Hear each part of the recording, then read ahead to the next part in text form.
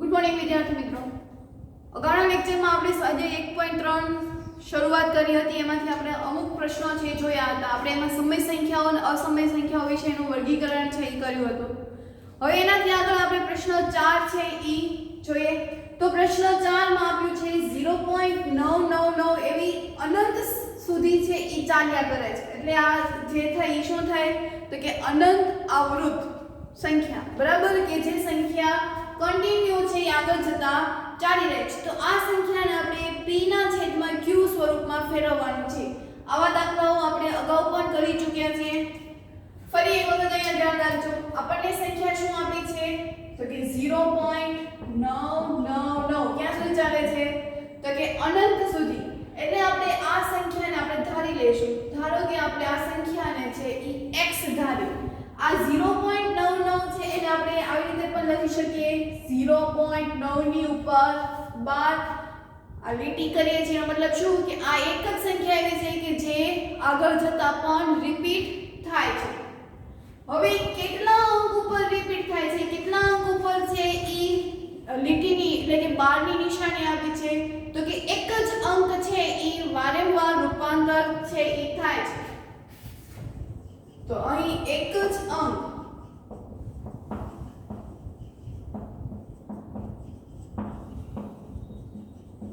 પુનરાવર્તન થાય છે, માટે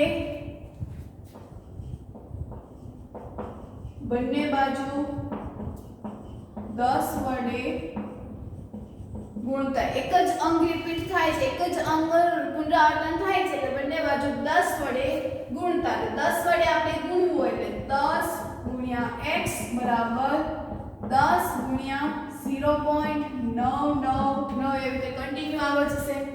10 ગુણ્યા x એટલે શું થશે તો કે 10x બરાબર 10 ગુણ્યા 0.99 છે તો આની સાથે જો હું 10 ને ગુણાવીશ એટલે આ પોઈન્ટ છે ક્યાં જતો રહેશે તો કે એક આગળ છે જતો રહેશે એટલે ક્યાં આવી જશે તો કે આ પોઈન્ટ ખસીને 9 ની આગળ જતો રહેશે એટલે બનશે 9.999 અનંત સુધી।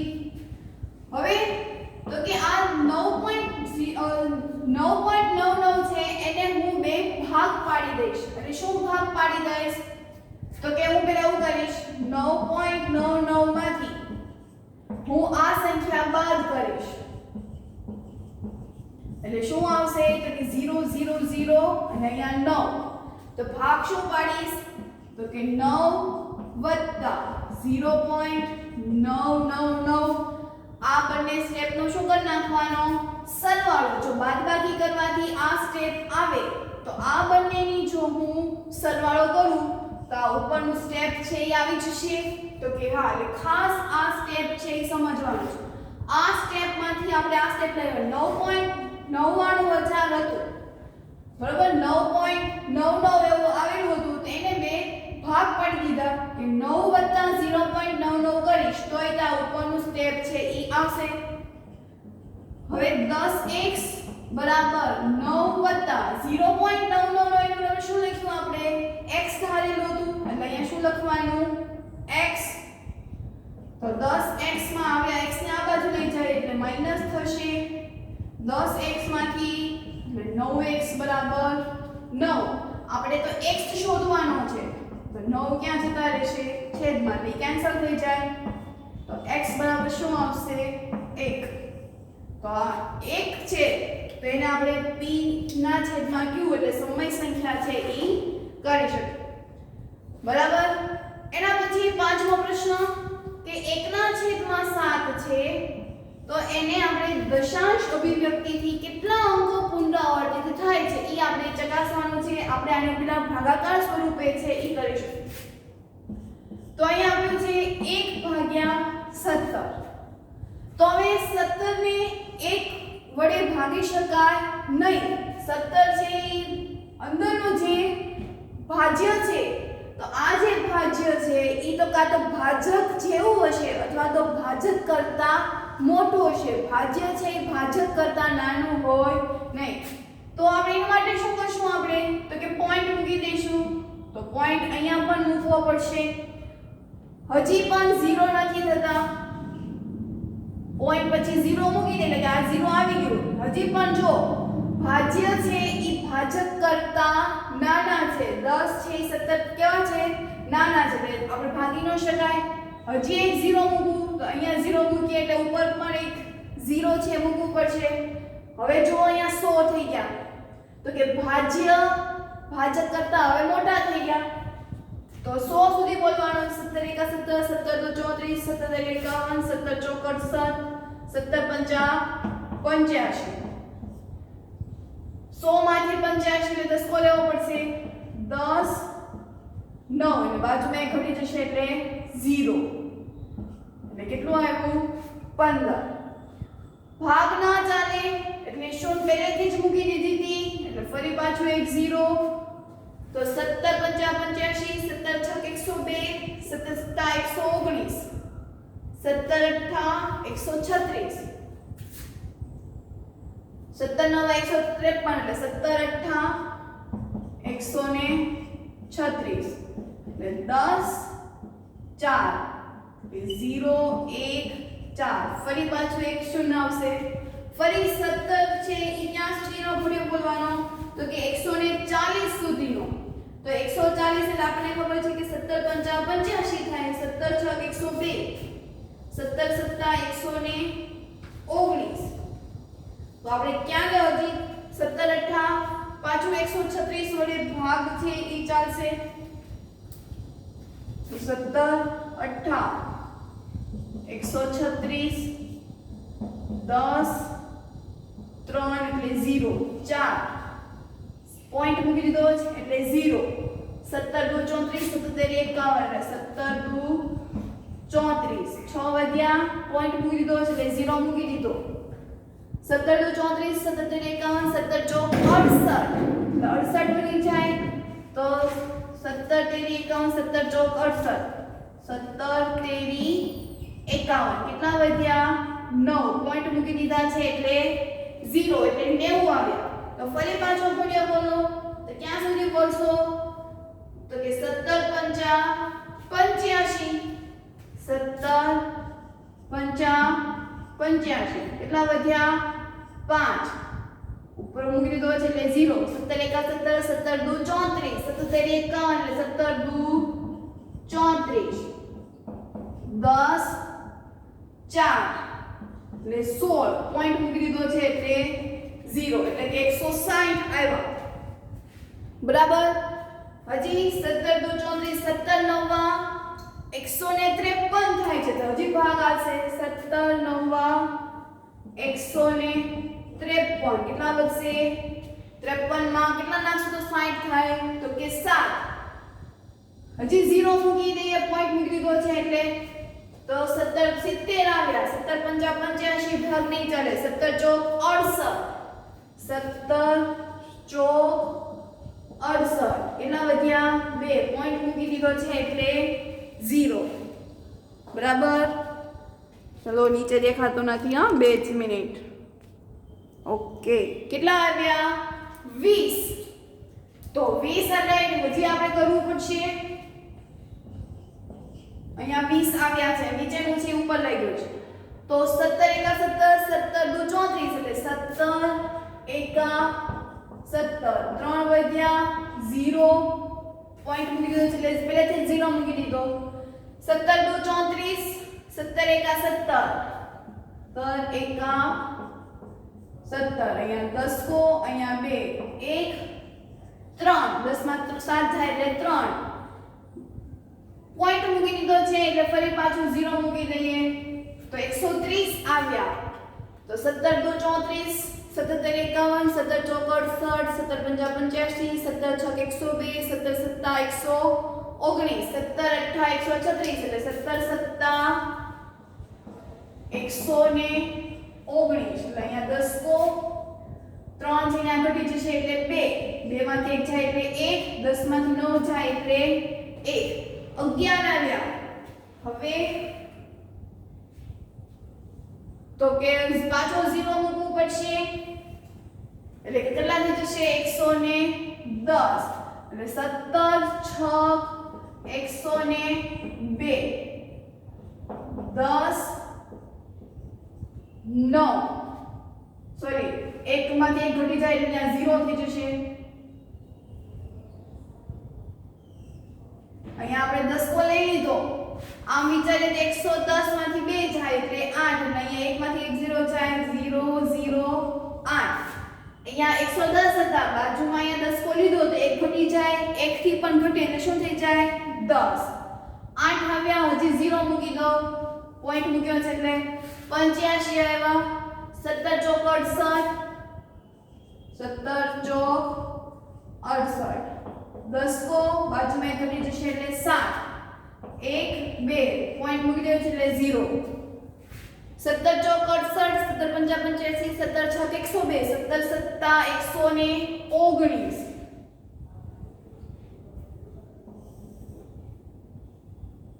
ભાગાકાર છેક સુધી કરવાનો જ્યાં સુધી રિપીટ ન થાય ત્યાં સુધી. 17 સત્તા 119 એટલે અહીંયા 10 1 0 0 1. હવે જો અહીંયા 1 આવી ગયો. શરૂઆતમાં આપણે જ્યારે શરૂઆત કરી ભાગાકારની ત્યારે પણ 1 હતો એટલે કે હું અહીંથી આગળ વધીશ એટલે ફરી પાછું આને આ જ તે અંક છે એ રિપીટ થશે કારણ કે 10 આવ્યા. ચલો ભાગાકાર થઈ શકે નહીં એટલે મારે અહીંયા શું મૂકવું પડશે 0 એટલે અહીંયા પણ 0 મૂકવું પડશે. ફરી પાછું 17 પંચા 85 બરાબર કેટલા વધશે તો કે 15 પોઈન્ટ મૂકી દીધો છે એટલે અહીંયા 0 એટલે જો અહીંથી રિપીટ થઈ ગયું. એટલે કયો અંક રિપીટ થયો તો કે 0.5 થી લઈને ક્યાં સુધી તો કે 7 સુધી છે ઈ થશે. બરાબર જો 7 સુધી જે ગ્રીન કલરે તમે લખ્યું છે ઈ ત્યાં સુધીની છે ઈ સંખ્યા રિપીટ થશે. એટલે હજી 150 આવ્યું એટલે 17 8 136 ફરી 140 થઈ ગયા ફરી 136 ચાર વધ્યા પોઈન્ટ મૂકી દીધો છે એટલે 0 એટલે આને આ સંખ્યા તમે આગળ જો કરશો તો એની જ સંખ્યા છે એ રિપીટ થશે. તો અહીંયા તમે જો કેટલી સંખ્યા પછી પુનરાવર્તિત થાય છે તો કે આ 1 2 3 4 5 6 7 8 9 10 11 12 13 14 15 16 અંક આવી જાય છે પછી તે એની સંખ્યા છે એ રિપીટ થાય છે.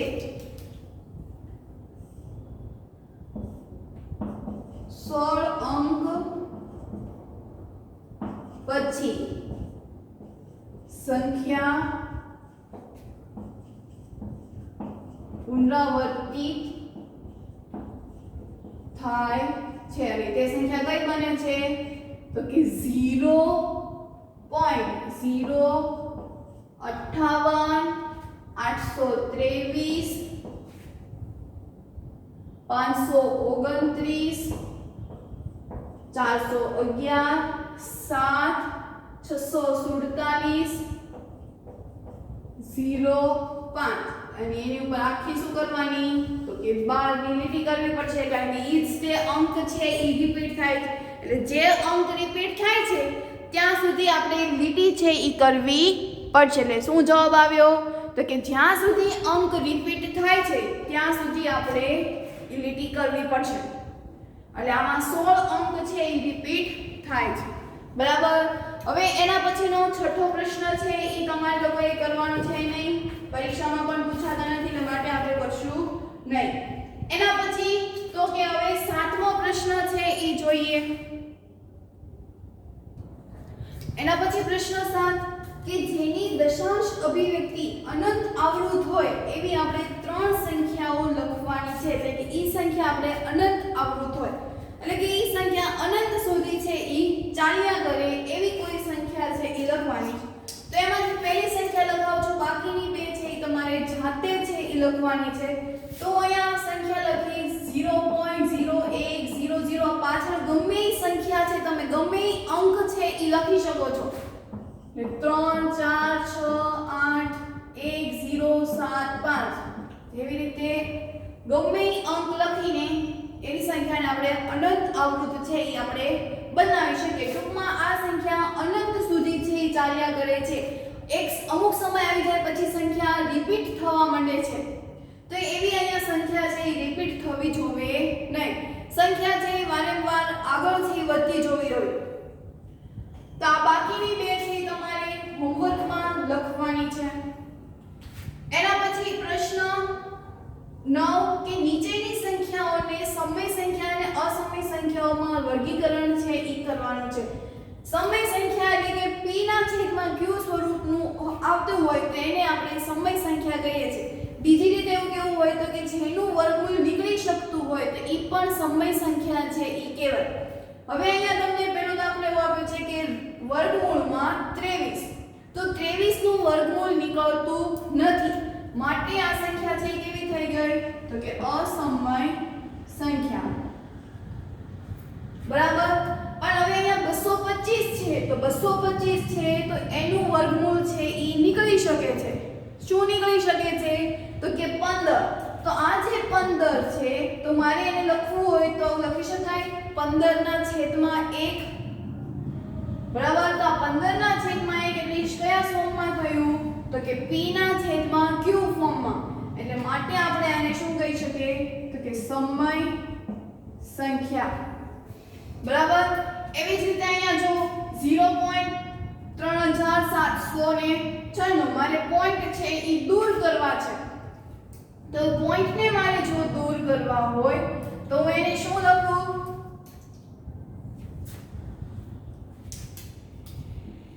તો કે 3796 પોઈન્ટ પછી 4 રકમ છે એટલે છેદમાં 4 0 છે આવા જશે. તો આ p ના છેદમાં q સ્વરૂપનું થઈ ગયું માટે આપણે એને સમય સંખ્યા છે ઈ કહેવાય. એવી જ રીતે અહીંયા 4.768 અહીંયા આવું થયું 7.468 ઉપર 12 ની લીટી થઈ ગઈ. કેમ કે જો 478 ફરી પાછું 478 હજી આની પાછળ જશું તો એ પણ 478 એમ જ આવશે. એટલે આને મારે બાજુ પોઈન્ટને દૂર કરવા હોય તો 7478 છેદમાં પોઈન્ટ પછી 3 અંક છે માટે છેદમાં 0 છે લખે માટે આ શું થઈ ગયું તો કે સમય સંખ્યા. બરાબર. પણ એના પછીની જે રકમ છે પાંચમી ઈ અસમય સંખ્યા થશે. 1.1001000100001 અહીંયા એક પણ અંક રિપીટ છે એ થતા નથી, પુનરાવર્તન થતા નથી માટે આ સંખ્યાને આપણે p ના છેદમાં q સ્વરૂપમાં લખી શકાય નહીં. એટલા માટે જ આ સંખ્યા ત્યારે કેવી થઈ ગઈ તો કે અસમય સંખ્યા. અહીંયા 478 પછી 478 એટલે કે 401 આખો જે અંક છે આખો જે 478 છે એ જ રિપીટ થાય છે. એટલે આપણે એને ખબર પડે કે અહીંયા 3 જ અંક રિપીટ થાય છે. જ્યારે અહીંયા છે એ 10 આવી જાય પછી 100 બને છે પછી 1000 બને છે પછી 10000 બને છે. એટલે કોઈ સંખ્યા છે એ અહીંયા આગળ જતા પુનરાવર્તન થતા નથી, કંઈક અલગ જ. આ સંખ્યાને આપણે અનંત આવૃત છે એ કહી શકીએ પણ સમય સંખ્યા છે એ કહી શકતા નથી. એના પછી આઠમું કે સમય સંખ્યાઓ છે એ 5/7 અને 9/11 ની વચ્ચે 3 ભિન્ન અસમય સંખ્યાઓ છે એ શોધવાની છે. શોધીએ તો આપણે તો આમાં આપણે બે મેથડ છે એ શીખ્યા હતા કે બંનેનો છેદ છે એ સરખો કરીને આપણે બીજી સમય સંખ્યા અસમય સંખ્યા છે લખી શકીએ અથવા તો બંનેનો અલગ અલગ ભાગાકાર કરીને જે ભાગફળ આવે છે એ ભાગફળમાંથી આપણે બીજી 3 ભિન્ન સંખ્યા અસમય સંખ્યાઓ છે એ લખી શકીએ. તો આપણે મેથડ નંબર 2 છે એ કરીએ છીએ. મેથડ નંબર 1 તમારે ફરી હોમવર્કમાં છે એ કરવાનું છે. તો અહીંયા આપણે 5/7 છે તેનો ભાગાકાર કરીએ. તો 5 ને 7 વડે ભાગવું હોય તો અહીંયા પણ જો ભાજક છે એ ભાગફળ કરતા કેવું થઈ ગયું તો કે મોટું હોય. ભાજ્ય છે એ ભાગફળ કરતા નાનું છે. 5 છે એ 7 કરતા નાના છે માટે આપણે એને પોઈન્ટ છે એ મૂકવો પડશે. એટલે 77 ને 49 1 પોઈન્ટ મૂકી દીધો છે એટલે 0 7 એકા 7 3 પોઈન્ટ મૂક્યો એટલે 0 7 21 7 ચોક 28 2 વધ્યા 0 7 દુ 14 6 0 મૂકી દીધા 7 8 56 7 8 56 4 વધ્યા 0 પછી તો કે 7 પંચા 35 6 0 7 8 56 4 0 એટલે ક્યાંથી રિપીટ થશે 40 આવી ગયા એટલે હજી ભાગ ચાલશે 7 પંચા ને 35 એટલે 4 એટલે આવી રીતે 6 4 6 4 ની શેષ છે ઈ વધતી રહેશે એટલે આ સંખ્યા આગળ જતા પણ રિપીટ છે ઈ થાય છે એટલે 5 ના છેદમાં 7 એવી જ રીતે હવે 9 ના છેદમાં 11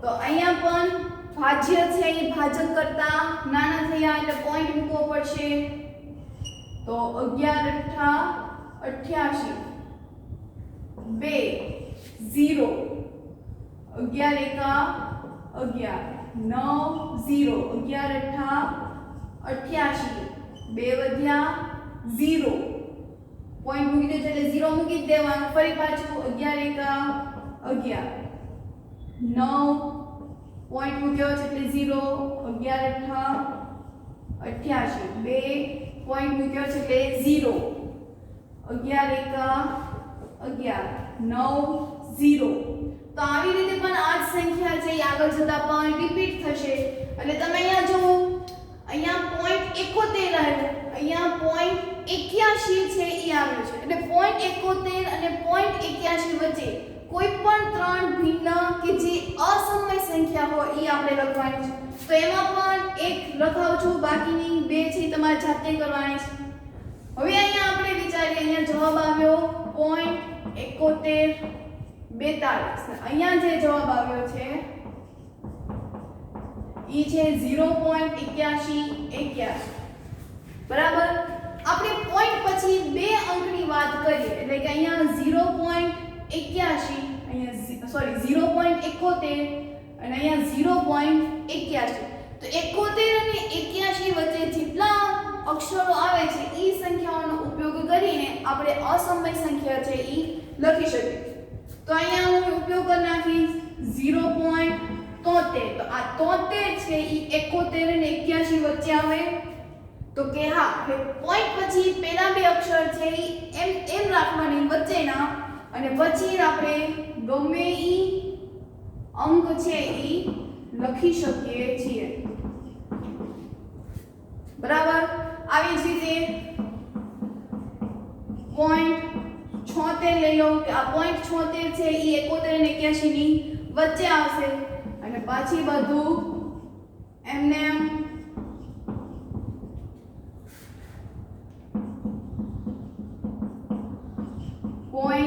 .80 તો આ 80 છે આ બંનેની વચ્ચે આવશે અને પછી પાછળના જે અંક છે એ તે ગમે એ લખવાના